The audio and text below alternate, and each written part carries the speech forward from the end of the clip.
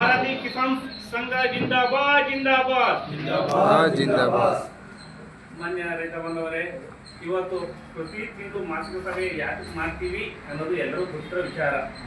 ಅದರಲ್ಲಿ ಎರಡು ಮಾತಿಲ್ಲ. ಯಾಕೆಂತಂದ್ರೆ ಪ್ರತಿ ತಿಂಗಳು ರೈತರದ್ದು ಯಾವುದೇ ಕುಂದುಕೊರತೆಗಳಿದ್ರೆ ಅದನ್ನ ನಿಭಾಯಿಸುವಂತಗೋಸ್ಕರ ಈಗ ನಾವು ಸಂಘಟನೆ ಮಾಡಿರೋದು ಕಿಸಾನ್ ಸಂಘದಿಂದ.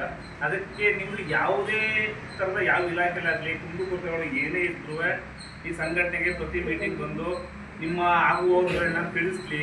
ಹಾಗೂ ನಿಮ್ಮ ಅಕ್ಕಪಕ್ಕದ ರೈತರುಗಳಿಗೆ ಯಾವ್ದಾದ್ರು ತೊಂದರೆಗಳಿದ್ರೆ ನೀವು ಯಾವುದೇ ಇದ್ರೂ ಈಗ ಮೊನ್ನೆ ದಿನ ಯಾರು ತುಟ್ಕೊಂಡೆ ಒಬ್ಬೊಬ್ಬ ರೈತರಿಗೂ ತೊಂದರೆ ಇತ್ತು.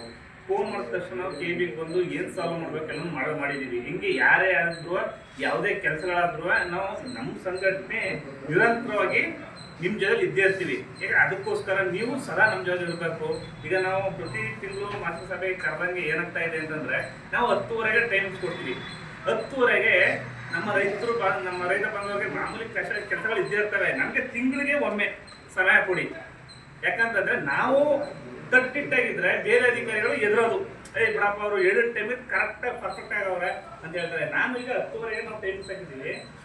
ನಮ್ಮ ತೋಟಗಾರಿಕೆ ಅಧಿಕಾರಿಗಳನ್ನ ನಾನು ಕರೆಸಿದ್ದು 12 ಗಂಟೆಗೆ. ಯಾಕಂತಂದ್ರೆ ನಮ್ಮ ರೈತ ಬಾಂಧವರು 2 ಟೈಮ್ಗೆ ಬರಲ್ಲ.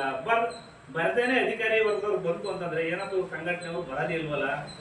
ಈ ಸಂಘಟನೆಗೆ ಅಂದ್ರೆ ಒಗ್ಗಟ್ಟಿಲ್ಲ, ಈ ಸಂಘಟನೆ ಬಲಿಷ್ಠ ಇಲ್ಲ ಅನ್ನೋ ರೀತಿ ಅನ್ಕೊಂಡ್ರೆ ಅನ್ನೋಕ್ಕೋಸ್ಕರ 12 ಗಂಟೆಗೆ ಟೈಮ್ ಕೊಟ್ಟಿದೆ. ಯಾಕಂದ್ರೆ ಪ್ರತಿ ತಿಂಗಳು ನಾವು 7 ಟೈಮ್ಗೆ ಬಂದ್ಬಿಡ್ತು ಅಂತಂದ್ರೆ ಈಗ ನೀವು ತೋಟಗಾರಿಕೆ ನಾವು ಪ್ರತಿ ತಿಂಗಳು ಯಾಕಂತಂದ್ರೆ ನಾವು ಹೇಳೋದಕ್ಕಿಂತ ಹೆಚ್ಚಾಗಿ ಯಾವ್ಯಾವ ಇಲಾಖೆಗಳಲ್ಲಿ ಏನೇನು ದೊರೆಯುತ್ತದೆ ಅನ್ನೋದು ಇಲ್ಲಿ ಸಾಮಾನ್ಯವಾಗಿ ಅಲ್ಲಿ ಒಡನಾಟ ಇಟ್ಕೊಂಡ್ರು ಮಾತ್ರ ಗೊತ್ತಿರುತ್ತೆ.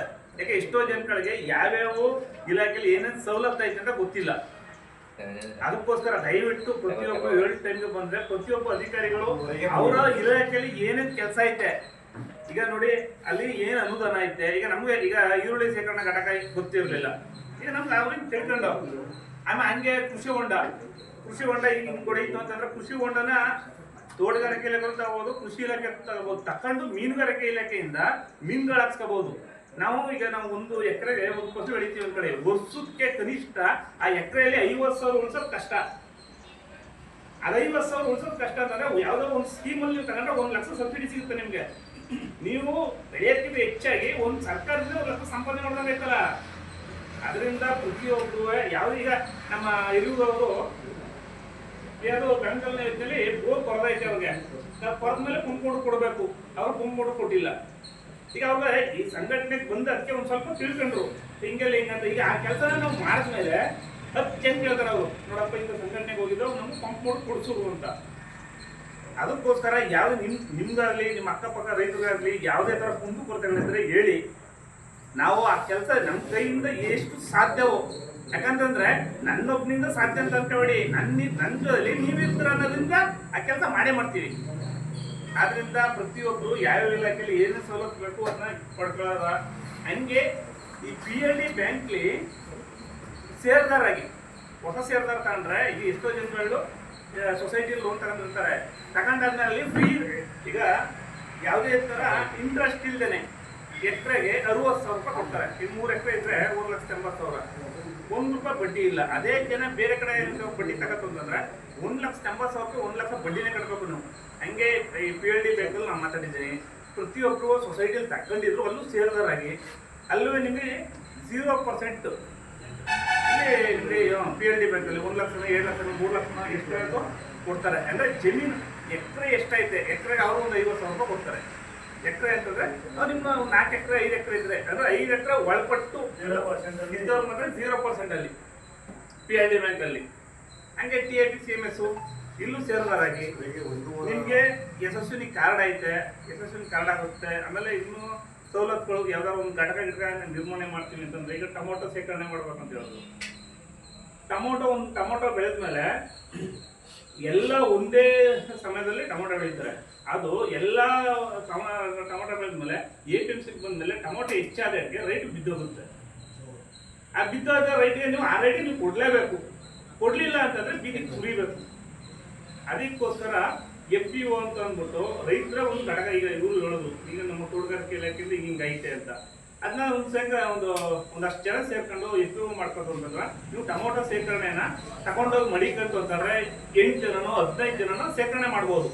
ಆಗ 15 ದಿನ ಶೇಖರಣೆ, ಅದು ಫುಲ್ಲು ಕೋಲ್ಡ್ ಆಗಿರುತ್ತೆ, ಟೊಮಾಟೊ ಕೆಡಲ್ಲ.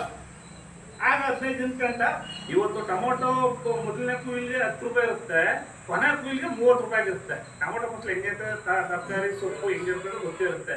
ಅದರಿಂದ ಅವನ್ನೆಲ್ಲ ಉಪಯೋಗಿಸ್ಕೋಬೇಕು. ಈಗ ಇಂಥ ಇಲಾಖೆಗಳಿಗೆ ಹೋದ್ರೆ ಏನಿರುತ್ತೆ ಏನಿರಲ್ಲ ಅಂತ ಎಲ್ಲ ಇರುತ್ತೆ. ಹೆಂಗೆ ಪಶು ಇಲಾಖೆಯಲ್ಲಿ ಪಶು ಸಾಕ್ತೀರಾ, ಹಸು ಸಾಕಿದ್ಮೇಲೆ ಇನ್ಶೂರೆನ್ಸ್ ಮಾಡ್ತೀವಿ. ಒಂದು ಹಸು ಇನ್ಶೂರೆನ್ಸ್ ಮಾಡ್ಕೊಂತಂದ್ರೆ ಏನು ಇವತ್ತೆಲ್ಲ 1,2,000 ರೂಪಾಯಿ ಖರ್ಚಾಗುತ್ತೆ. ಕಡಿಮೆ ಅಂತಂದ್ರೆ ಒಂದು ಹಸು ತೀರೋಯ್ತು ಅಂತಂದ್ರೆ 30,000-40,000 ರೂಪಾಯಿ ಅಮೌಂಟ್ ಬರುತ್ತೆ. ಹಂಗೆ ಹಸು ಇನ್ಶೂರೆನ್ಸ್ ಮಾಡಿಸಿದ್ಮೇಲೆ ಕೃಷಿ ಇಲಾಖೆ ವತಿಯಿಂದ ಒಂದು ಹಸುಗೆ 30,000 ರೂಪಾಯಿ ಸಬ್ಸಿಡಿ ಅಮೌಂಟ್ ಕೊಡ್ತಾರೆ. ಅಂದರೆ 1 ರೂಪಾಯಿ ನೀವು ಕಟ್ಟಾಗಿಲ್ಲ. ಅಂದರೆ ಹಸು ಅಂತ RTC ಹೊಂದಿರಬೇಕು, ಅಂದರೆ FID ಫ್ರೂಟ್ ID ಇರಬೇಕು. ಅಂಥವ್ರಿಗೆ ಹಸು ಲೋನ್ ಅಂದ್ಬಿಟ್ಟು ಒಂದು ಹಸುಗೆ 30,000 ರೂಪಾಯಿ ಕೊಡ್ತಾರೆ. ಅಂತಂದರೆ ಹಸು ಲೋನ್ ಇದ್ದರೆ, ಈಗ ಕೆಲವರು ಪ್ರತಿಯೊಬ್ಬರು ಹಸು ಸಾಕ್ತಾನೆ ಇದ್ದಾರೆ, ಅಂದರೆ ಸರ್ಕಾರದಿಂದ ಸಹಾಯ ಪಡ್ಕೊತಾ ಇಲ್ಲ. ಯಾಕಂದ್ರೆ ನಾವು ಪ್ರತಿಯೊಬ್ಬರು ನಾವೇನಂತ ಹೇಳೋದು, ಮೀಟಿಂಗ್ ಬನ್ನಿ ಅಂತಂದ್ರೆ ಈಗ 4 ಜನ ಸೇರಿದ್ಮೇಲೆ ಅವ್ರಿಗೊಂಥರ ಮೈಂಡ್ ಇರುತ್ತೆ, ನಿಮ್ಗೊಂಥರ ಮೈಂಡ್ ಇರುತ್ತೆ, ನಂಗೊಂಥರ ಮೈಂಡ್ ಇರುತ್ತೆ. ಇಲ್ಲಿ ಬಂದ್ಮೇಲೆ ಏನು ಮಾಡ್ಬೋದು ಏನು ಬಿಡ್ಬೋದು. ಈಗ ಟೊಮೊಟೊ ಬೆಳೆದೋಕ್ಕೆ ಟ್ರೈಟ್ ತಗೊಳಕ್ಕೆ 380 ರೂಪಾಯಿ ಟ್ರೈಟು, ಇಲ್ಲಿ 170 ರೂಪಾಯಿ ಟ್ರೈಟ್ ಕೊಡ್ತಾರೆ, ನೀಲ್ಕಮಲ್ ಟ್ರೈಟು. ಇಂಥ ಸೌಲಭ್ಯೆಲ್ಲ ಪಡ್ಕೋಬೋದು. ಅದಕ್ಕೋಸ್ಕರ ಪ್ರತಿ ತಿಂಗಳು ದೋಸಿಗೆ ಸರಿಯಾದ ಸಮಯಕ್ಕೆ ಬಂದು ಸಂಘಟನೆ ಬಲಿಷ್ಠ ಮಾಡಿ, ಹಂಗೆ ಒಂದು ಸ್ವಲ್ಪ ಊರುಗಳಲ್ಲಿ ಮಾಧ್ಯಮದ ಮುಖಾಂತರ, ಈಗ ನಮ್ಮ ಯಾವ್ದು ಮೀಟಿಂಗ್ ಆಯಿತು ಆ ಮೀಟಿಂಗ್ನೆಲ್ಲ ನಿಮ್ಮ ಸ್ಟೇಟಸ್ ಆಗಲಿ, ಭಾರತೀಯ ಕಿಸಾನ್ ಸಂಘ ಟಿ ನರಸೀಪುರ ಐತೆ. ಈಗ ನಾವು ಏನು ಕೆಲಸ ಮಾಡ್ತೀವಿ ಇಂಪಾರ್ಟೆಂಟ್ ಅಲ್ಲ. ಇವತ್ತೇನು ಅಂತಂದ್ರೆ ಸಾಧನೆ ಅನ್ನೋದೇ ಫೇಸ್ಬುಕ್ಕು ವಾಟ್ಸಪ್ ಇಂಪಾರ್ಟೆಂಟು. ಈಗ ಮೈಸೂರು ನಿಮಗೆ ಗೊತ್ತು, ಗಿಲ್ಲಿ ನಟ ಏನು ಸಾಧನೆ ಮಾಡಲೇ ಇಲ್ಲ. ಅವನಿಗೆ 37 ಕೋಟಿ ಜನ ವೋಟ್ ಮಾಡವ್ರೆ. ಅವ್ನು ಸಾಧನೆ ಏನು? ಪುನೀತ್ ಕೇರಲ್ಲಿ ಬೆಳಿಗ್ಗೆ ಎದ್ದು ಪ್ರಾಣವನ್ನು ಲೆಕ್ಕಿಸ್ದೆ ಧರ್ಮಕ್ಕೋಸ್ಕರ ದೇಶಕ್ಕೋಸ್ಕರ ಹೋರಾಟ ಮಾಡ್ತಾನೆ. ಅವನ್ಗ 1 ಲಕ್ಷ ಜನರು ಸಪೋರ್ಟ್ ಮಾಡ್ತಾ ಇಲ್ಲ. ಇಲ್ಲಿ ನಟ ಏನು ಅಲ್ಲ, ಅವನು 37 ಕೋಟಿ ಅಂತ ಜನಗಳು ಜಾತಿ ಮಾಡೋ ಅಲ್ಲಿ ಗೋಳೆ ಏನಾಗೈತೆ ಗೊತ್ತಾ? ಇವತ್ತು ಜನಗಳಗ ಅನುಕೂಲ ಯಾವುದು ಅನಾನುಕೂಲ ಯಾವುದು ಅನ್ನ ತಿಳ್ಕೊಳ್ಳೋ ಮೈಂಡ್ಸೆಟ್ ಇಲ್ಲ. ಹೆಂಗೆ ಗೊತ್ತಾ, ಜನ ಮರಳೋ ಜಾತ್ರೆ ಮಾಡೋ. ಈಗ ನಮ್ಮ ಸಂಘಟನೆಯಲ್ಲಿ ಆಗಲಿ ಯಾರೋ ಒಂದು ಕೆಲಸ ಮಾಡ್ಕೊಡ್ತಾ ಇದೀವಿ, ನೀಟಾಗಿ ನಾವೇ ನಿಂತ್ಕೊಂಡು ಮಾಡ್ತಾ ಇದೀವಿ. ಇಲ್ಲ ಇಲ್ಲಿ ಅಂತ ಅಲ್ಲಿ ಸಂಘಟನೆ 100 ಜನ ಅವರಪ್ಪ ಅಲ್ಲಿಗೆ ಹೋಗ್ಬೇಕು. ಯಾಕೆ ಸಂಘಟನೆಯಲ್ಲಿ ಏನೂ ಇಲ್ಲ, ಜೈ ಧಿಕ್ಕಾರ.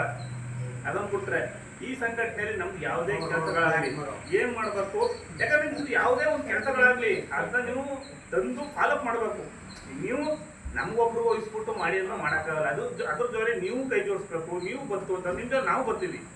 ಯಾವ ಕೆಲಸ ಆಗಬೇಕು, ಅಧಿಕಾರಿ ವರ್ಗದವರು 1 ಸಲ 2 ಸಲ 3 ಸಲ ಹೋಯ್ತಂದ್ರೆ ಆ ಕೆಲಸ ಮಾಡೇ ಮಾಡ್ತಾರೆ. ಅದರಿಂದ ದಯವಿಟ್ಟು ಪ್ರತಿಯೊಬ್ಬರು ಸಂಘಟನೆಗ ಊರುಗಳು ಅಷ್ಟೇ ಸಣ್ಣ ಗ್ರಾಮ ಘಟಕಗಳನ್ನ ಔಷಧಿ ಮಾಡಿ ಜನ ನಮಗೂ ಹೆಚ್ಚುವರಿಯಾಗಿ ಸಂಘಟನೆ ಒಂದು ಸ್ವಲ್ಪ ಪ್ರಚಾರಕ್ಕೆ ಬರಲಿ. ಹಂಗಾದ್ನೇ ಹೇಳ್ತಾ, ಈ ತಿಂಗಳು ನಾವು ನಮ್ಮ ಭಾರತೀಯ ಸಂಘ ಸ್ಥಾಪನೆಯಾಗಿ 47 ವರ್ಷಗಳಾಯಿತು. ಈಗ ಟಿ ನರಸೀಪುರದಲ್ಲಿ ಸ್ಥಾಪನೆ ದಿನಾಚರಣೆನ ಒಂದು ಅದ್ದೂರಿಯಾಗಿ ಮಾಡಬೇಕು ಅಂತ ನಾವು ಅಂದ್ಕೊಂಡಿದ್ದೀವಿ. ನಿಮ್ಮೆಲ್ಲರ ಸಹಕಾರದಿಂದ ನೀವು ಯಾವತ್ತು ಇಂಥ ಡೇಟ್ಗೆ ಮಾಡೋದ ಅಂತ ಹೇಳ್ತಾರ, ಒಂದು ಈಗ ಪ್ರಶಸ್ತಿನ ವರ್ಗ ಮಾಡ್ಬೋದ ದೇಶಗಳನ್ನ ಅದೇ ಥರ ಸ್ಥಾಪನೆ ದಿನಾಚರಣೆ ಮೈಸೂರ ಒಂದು ಯಾವ್ದಾರ ಒಂದು ಚೌಟ್ರಿ ಕೇಳ್ಕೊಂಡು ಒಂದು 400-500 ಜನ ಸೇರಿಸಿ ಗ್ರ್ಯಾಂಡಾಗಿ ಒಂದು ಸ್ಥಾಪನಾ ದಿನಾಚರಣೆ ಭಾರತೀಯ ಸಂಘ ಟಿ ನರಸೀಪುರದಲ್ಲಿ ಮಾಡಬೇಕು ಅಂದ್ಕೊಂಡಿದ್ದೀವಿ. ಅದರ ನಿಮ್ಮೆಲ್ಲರ ಸಹಕಾರದೊಂದಿಗೆ ನೀವು ಹಿಂಗೆಲ್ಲ ಹಿಂಗೆ ಮಾಡಬೇಕು ಅಂತ ಸಲಹೆ ಕೊಡಬೇಕು, ಸಹಕಾರ ಮಾಡ್ಕೊಂತಂದ್ರೆ ಸ್ಥಾಪನೆ ದಿನಾಚರಣೆ ಮಾಡೋ. ಹಂಗೆ ನೆಕ್ಸ್ಟ್ ಈ ತಿಂಗಳು 13-14ನೇ ತಾರೀಕು ಮಹಿಳೆಯರಿಗೆ ಪ್ರಶಸ್ತಿನ ವರ್ಗ ಅಂತ ಅಂದ್ಬಿಟ್ಟು ಮಂಡ್ಯದಲ್ಲಿ ನಡೀತಾ ಇದೆ. ನಮ್ಮ ರೈತ ಬಾಂಧವರು, ಮಹಿಳೆಯ ರೈತ ಬಾಂಧವರು ಯಾರು ಬರೋರು ಇದ್ದರೆ 13-14ನೇ ತಾರೀಕು ಮಂಡ್ಯದಲ್ಲಿ ಪ್ರಶಸ್ತಿನ ವರ್ಗ ಹೋಗ್ಬೋದು.